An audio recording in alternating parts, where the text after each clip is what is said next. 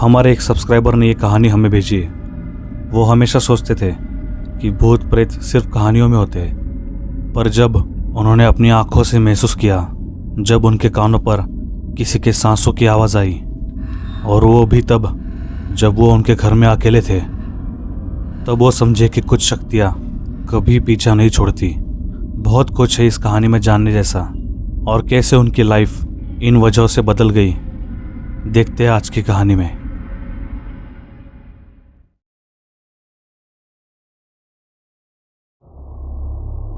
मेरा जन्म उत्तराखंड के दून वैली में हुआ था।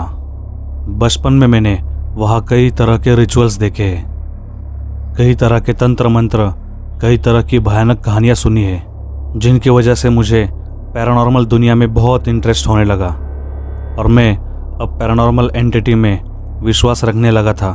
मुझे क्यूरियोसिटी होती थी भूत प्रेत, आत्मा, श्रापित शक्ति, इन सब चीज़ों के बारे में। शायद इसी वजह से मैंने अपनी ज़िंदगी में कुछ ऐसे एक्सपीरियंस किए जो समझ से बाहर थे। डर तो लगता ही था, लेकिन मुझे जितना हो सके उतना नॉलेज ग्रैब करना था उन सब शक्तियों के बारे में। वो दुनिया अलग ही थी, अजीब सी थी। लेकिन जब मैं उत्तराखंड से बाहर आया तो रोज़मर्रा की ज़िंदगी में वो दिलचस्पी कहीं गायब ही हो गई। मतलब मेरा ध्यान ही गया वहाँ से। मैं दिन भर बिजी होने लगा, लेकिन किस्मत ने मेरे लिए कुछ और ही सोचा था। कुछ सालों बाद जब मैं गुजरात के एक रिमोट एरिया के गांव में जॉब के सिलसिले में गया, तब सब कुछ बदल गया। रिमोट एरिया जिन जिन को पता नहीं, उनको मैं बताना चाहता हूँ कि शहर से दूर ऐसी एक जगह होती है, ऐसे एरिया होते हैं जहाँ पे पहुँचना मुश्किल होता है, जहाँ बस, ऑटो, ये सुविधाएं ना के बराबर होती है। आउटसाइड बोल सकते हो आप। ऐसी जगह पर लोग भी बहुत कम होते हैं, कभी कभी तो दूर दूर तक लोग दिखते ही नहीं। उसे कहते हैं रिमोट एरिया। तो आप सोच सकते हो कि मैं कैसे रहता हूँगा उस रिमोट एरिया में। मुझे वहाँ एक 3 BHK फ्लैट में अकेले रहना पड़ रहा था। अकेले वहाँ पर बहुत बोर होता था। करने के लिए कुछ ज़्यादा काम नहीं, बाहर जाने के लिए दोस्त नहीं, अकेले क्या करूँगा। इसलिए धीरे धीरे मेरा पुराना शौक वापस जाग उठा। मैं फिर से पैरानॉर्मल चीज़ों के बारे में पढ़ने लगा। अब मुझे बोर नहीं हो रहा था। ऐसा लग रहा था कि वक्त कितना जल्दी जल्दी बीत रहा है। उस 3 BHK फ्लैट में बस मैं था, लेकिन अब मैं अकेला नहीं था। मेरे साथ पैरानॉर्मल चीज़ें भी थी। वो किताबें, नॉवेल, मेरे दिमाग में दिन भर वही चलता रहता था, और मैं इतना पढ़ने लगा कि मुझे खुद समझ नहीं आया कि कब मैं उस दुनिया में डूब गया। अब दिन बीत गए और मेरे अंदर बदलाव आने लगे। मेरी नींद उड़ गई, खाना कम हो गया, वज़न गिरने लगा। मैं खुद में खो गया था, और तभी मैंने महसूस करना शुरू किया कि मेरे पास कोई है, मेरे आसपास कोई तो है, कोई मेरे कमरे में है। ऐसा लग रहा था कि मेरे घर का दरवाज़ा खोल दूँ और जो भी है वो बाहर जाए, लेकिन ऐसा होता नहीं था। जब मैं किचन में जाता था तब मुझे ऐसा महसूस होता था कि कोई हॉल में बैठा हुआ है। जब मैं बेडरूम में जाता था तो ऐसा लगता था कि कोई किचन से हॉल में जा रहा है, कोई हॉल में बैठा हुआ है। लेकिन जब मैं वहाँ जाकर देखता था तो वहाँ पर मुझे कोई नहीं दिखता था। कभी कभी लगता था कि कोई मुझे घूर रहा है। जैसे ही मैं कुछ काम करता था तब मुझे ऐसा महसूस होता था कि मेरी पीठ पीछे से किसी की नज़र है मुझ पर। एक रात जब मैं मेरे बेडरूम में सोया था और सुबह जब मैं उठा और मैंने हॉल में जाके देखा तो हॉल की लाइट चालू थी। मेरी तो आदत थी कि रात में सोने से पहले घर की सारी लाइटें बंद करना, लेकिन ये चीज़ें मेरे साथ हो रही थी। मुझे लगा था कि शायद मेरा दिमाग मेरे साथ खेल खेल रहा है, लेकिन इसे भयानक अनुभव हर रात बढ़ने लगे।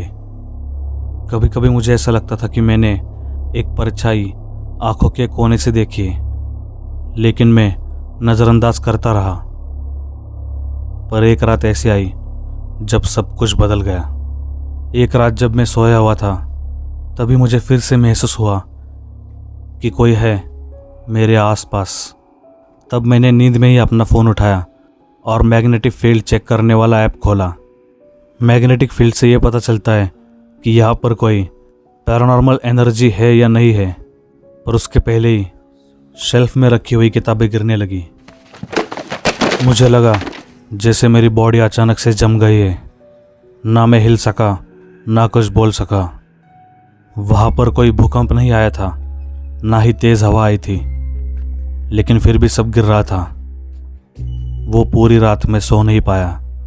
रात भर मुझे बस ऐसा लग रहा था कि कोई तो है जो ये सब कर रहा है, लेकिन मेरे फ्लैट में मुझे छोड़कर और कोई नहीं था। फिर अगले दिन से मैंने सारी पैरानॉर्मल किताबें, नॉवेल, सब कुछ पढ़ना छोड़ दिया। ओइजा बोर्ड, स्पिरिट बोर्ड, इन सब के चक्कर से मैं दूर रहने लगा। जब इंसान डर जाता है तो वो सीधा भगवान के पास चला जाता है। इसलिए मैंने भी मेरे रूम में पूजा करनी शुरू कर दी। मैं रोज़ भगवान की पूजा करने लगा और धीरे धीरे सब ठीक होने लगा। मेरी ज़िंदगी नॉर्मल हो गई। कुछ महीने बाद मेरा ट्रांसफ़र हरियाणा के पानीपत में हुआ था। और ऐसा नहीं है कि जब मैंने अपनी लोकेशन चेंज कर दी तो वो सारे डरावने एक्सपीरियंस मेरे साथ फिर से होने लगे। ऐसा कुछ नहीं हुआ। वहाँ पर भी सब कुछ एकदम ठीक चल रहा था और मैं पहले से अब बहुत बेटर फील कर रहा था। अब मुझे सिर्फ भगवान पर भरोसा था, ना कि भूतों पर। लेकिन फिर एक दिन वहाँ एक मेरा दोस्त बना और हम दोनों संडे की सुबह ऐसे ही हमारे एरिया के एक चाय टपरी पर चाय पीने के लिए गए। चाय पीते पीते हमारी बातचीत चलने लगी, क्रिकेट पर, पॉलिटिक्स पर, लेटेस्ट खबरों पर। लेकिन तभी उसने अचानक से पैरानॉर्मल का टॉपिक लाया।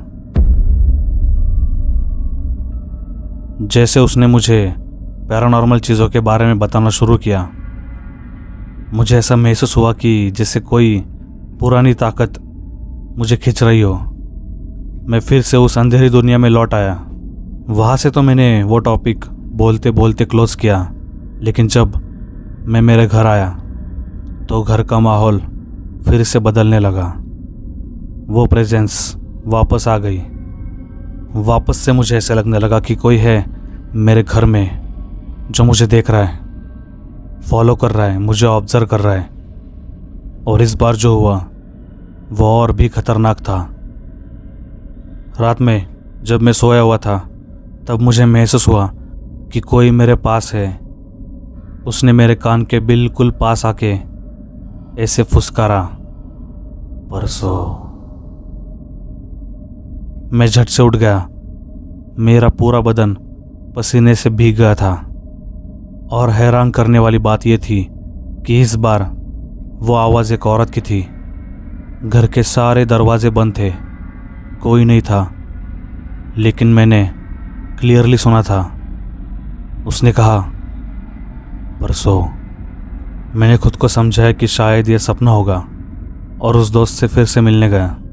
उससे मिलने के बाद मैंने उसे पूरा एक्सपीरियंस बताया, लेकिन उसने मुझे कहा कि वो सिर्फ एंटरटेनमेंट के लिए देखता है, ये सब पढ़ता है, पैरानॉर्मल एक्टिविटी। उसको इस पर विश्वास नहीं है कि ये सच है या झूठ है। इसलिए अब मेरा दोस्त भी मेरी मदद नहीं कर सकता था। लेकिन मैंने सोचा कि शायद ये सपना ही हो सकता है, पर यह सपना नहीं था। परसों मतलब 2 दिन बाद मेरा एक्सीडेंट हो गया। मैं बाइक चला रहा था और एक ट्रक से टकराया। उस एक्सीडेंट में मेरे हाथ पैर बुरी तरह से चोटिल हो गए और अगर मैंने हेलमेट ना पहना होता तो शायद आज मैं ज़िंदा नहीं होता। आज मैं जब ये लिख रहा हूँ तो दिल के अंदर कहीं ना कहीं डर बैठा हुआ है, कहीं ये सब फिर से ना शुरू हो जाए। अब ये मेरा नया घर है, नई जगह है, और यहाँ अब तक तो मेरे साथ ऐसा कुछ डरावना अनुभव नहीं हुआ। बस भगवान से प्रार्थना करता हूँ कि इस जगह ने भी अभी तक मेरी ज़िंदगी का वो अंधेरा रूप ना देखा हो। हमारे सब्सक्राइबर के साथ जो हुआ वो बस वही जान सकते हैं, क्योंकि जब जब उनके साथ वो डरावने अनुभव हुए तब वो अकेले ही थे। इसीलिए वो ये बात किसी को बताते नहीं। मेरी भगवान से बस यही प्रार्थना है कि अभी वो जहाँ रहते हैं, जिस जगह रहते हैं, अच्छे से रहे और उनके साथ ऐसा कुछ ना हो जो उन्होंने हमें बताया, और आगे से उनकी लाइफ अच्छे से बीते। अगर आपको ये वीडियो पसंद आई हो तो वीडियो लाइक कीजिए। अपने दोस्तों के साथ ये वीडियो आप शेयर कर सकते हैं और जाते जाते अपने इस चैनल को सब्सक्राइब कीजिए। शुक्रिया।